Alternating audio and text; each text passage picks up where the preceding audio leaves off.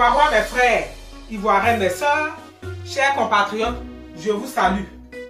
Je vous remercie car vous êtes nombreux à me suivre et à me soutenir. Vous êtes mobilisés aussi pour la libération du docteur Israël Goran. Merci à vous.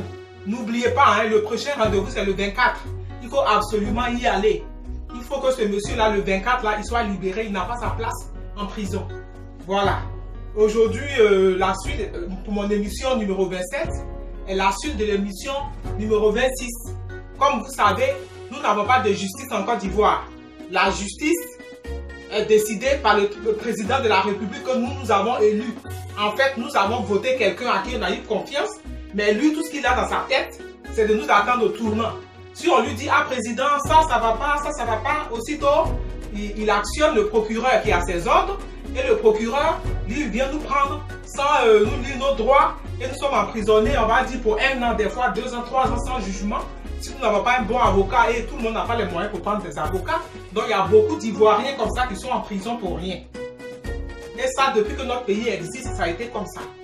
En fait, le président, c'est lui qui décide au tribunal, c'est lui qui donne les ordres aux juges, aux procureurs pour enfermer qui il veut. On n'a pas besoin que tu aies vraiment tort ou pas. Tu n'as pas le droit de le critiquer pour les grosses bêtises qu'il fait.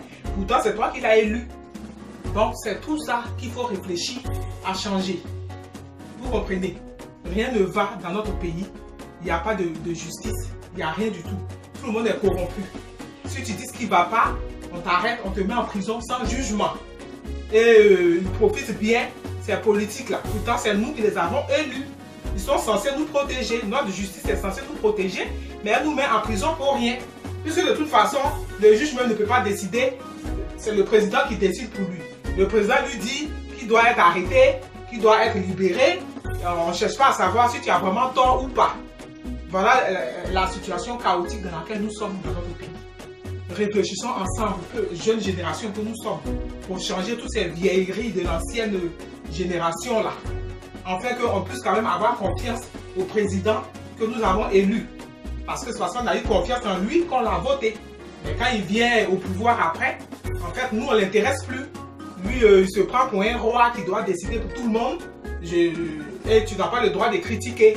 Si tu critiques, il actionne son procureur qui est de toute façon à ses ordres.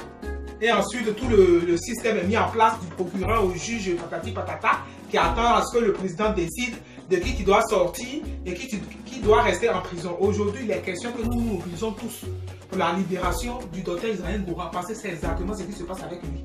Nous sommes dans un pays où c'est un merdier, il n'y a pas de sécurité, il n'y a rien. Un seul groupe est au pouvoir, il s'engraisse sur la richesse de tout un pays. Ils n'ont rien à foutre. Déjà, à notre école, c'est chaotique. On remplace les enseignants par des personnes qui n'ont même pas d'expérience. Et on leur propose des salaires de 100 000 francs. Vous comprenez ça? C'est vraiment la première fois qu'on est dans une situation aussi grave. Même les présidents d'avant n'ont pas fait grand chose, mais au moins on avait un semblant de pays. Mais aujourd'hui, là, c'est vraiment la catastrophe. On nous a parasité un étranger qui n'a rien à foutre de nous. Lui, tout ce qu'il va faire, c'est voler l'argent avec son groupe là.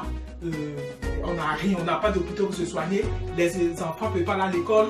Il ne fait rien pour les enseignants et il ne fait rien. Et quand tu dis ça ne va pas, au lieu de s'asseoir pour réfléchir, ça, c'est pas son truc là, lui, c'est pas réfléchir. De toute façon, on le connaît très bien. Tu sautais les clôtures par-ci, par-là, c'est pas quelqu'un de crédible sur lequel on peut compter. Voilà. Donc, nous, prenons nos responsabilités. Afin d'abord de se débarrasser de lui et de mettre un système qui est là pour protéger le peuple. Il faut qu'on puisse être quand même à l'aise dans le pays qui nous a vu naître, pouvoir vivre décemment sans trembler à chaque fois que ah, je ne dois pas dire ça parce que si je dis ça, on risque de me mettre en prison. Voilà, donc notre système judiciaire ne va pas. C'est corrompu. C'est le président de la République qui demande à ce qu'on arrête les gens et ensuite qu'il les mette en prison ou qu'il les libère. Voilà la situation dramatique dans laquelle nous sommes. Aujourd'hui, mobilisons-nous.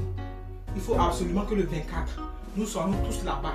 C'est pour vous amener à comprendre que le monsieur qui est là-bas, il n'a rien à faire là-bas. Tout simplement parce qu'il y a une histoire grave dans notre pays. On nous arrache nos terres, on donne nos étrangers, on leur fait des petites fonctions. On n'est pas d'accord avec ça. Et le monsieur, il dénonçait ça. À cause de ça, il a été arrêté depuis 9 mois. En plus de ça, ce qui est pire, ils savent vous arrêter. Hein. Mais après, le reste, ce n'est pas leur problème parce qu'ils ne vous donnent pas à manger, ils ne vous soignent pas. Ils vous mettent dans un endroit où vous devez vous débrouiller tout seul. Ça ne sert à rien d'arrêter les gens si vous n'avez pas la capacité de les nourrir. Laissez-les chez eux. Voilà. Donc, voici la situation de notre pays actuel. Il est question que nous réfléchissons à tout ça afin de trouver une solution définitive. Voilà, c'est ce que je vois. Il faut absolument tout changer. Le système judiciaire à ce jour n'est pas là pour nous, les Ivoiriens et les Ivoiriennes. Elle est là plutôt pour nous foutre en prison, pour nous faire taire, pour nous faire souffrir. Voilà, on arrête tout le monde pour un oui, pour un non, sans jugement, on te met en prison. Si tu n'as pas les moyens pour te défendre, tu restes là-bas, tu crèves. Il y a plein comme ça qui meurent dans les prisons. Les ouvriers du système là, ils sont remplis dans nos prisons en Côte d'Ivoire. Voilà. Donc aujourd'hui, mon émission numéro 27, c'était ça. Comment faire déjà pour remettre notre pays à flot. Parce qu'aujourd'hui, on est tous conscients qu'on n'a pas de pays. On va dire la vérité, on n'a pas de pays. Il y a un parachuté qui est là, qui fait n'importe quoi, qui ne sait pas réfléchir, on réfléchit pour lui donner, on lui donne les ordres et il fait n'importe quoi. Et c'est nous qui souffrons, nos parents souffrent, les enfants ne peuvent pas aller à l'école, on n'a pas d'hôpitaux pour se soigner. En fait, ils volent l'argent, je ne sais pas ce qu'il fait. Voilà ce qu'il fait.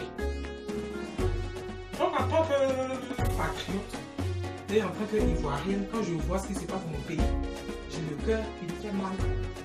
Voilà. Et de toute façon, comprenez que dorénavant, nous ne sommes plus des Ivoiriens et des Ivoiriennes. Nous sommes des Ivoirois et des Ivoiriennes. Donc, nous devons nous comporter en roi et en reine et réfléchir comme ça pour changer notre mentalité là, parce que nous sommes dans un esprit comateux, on fait n'importe quoi. On voit que les choses ne vont pas, mais on est assis là comme quelqu'un qui est anesthésié, on ne peut pas bouger, on est là, ça va pas. Arrêtez de vous appeler Ivoirien, le rien là ne nous apporte rien du tout. La preuve, on est resté là jusqu'à ce qu'on nous prenne nos pays sans même s'en rendre compte. Parce qu'on est dans le rien. Nous sommes dorénavant des rois et des reines. Donc mon émission numéro 27, c'est ce que je voulais vous faire passer comme message. Dorénavant, nous nous appelons des Ivoirois et des Ivoiriennes. Les hommes sont des rois et nous, vos femmes, nous sommes des reines. Par conséquent, mentalité de roi, comportement de roi, tout est royauté maintenant là. On va quitter dans le Ivoirien qui ne nous a jamais rien servi. La seule chose que ça nous a fait, c'est de laisser les étrangers prendre nos pays pour nous tuer aujourd'hui, nos enfants. Parce que ça nous a donné d'être Ivoiriens. Donc, c'était l'Amazon de Kenty pour les brèves de Anne de Luce. Paix de joie à la Côte d'Ivoire et à bientôt.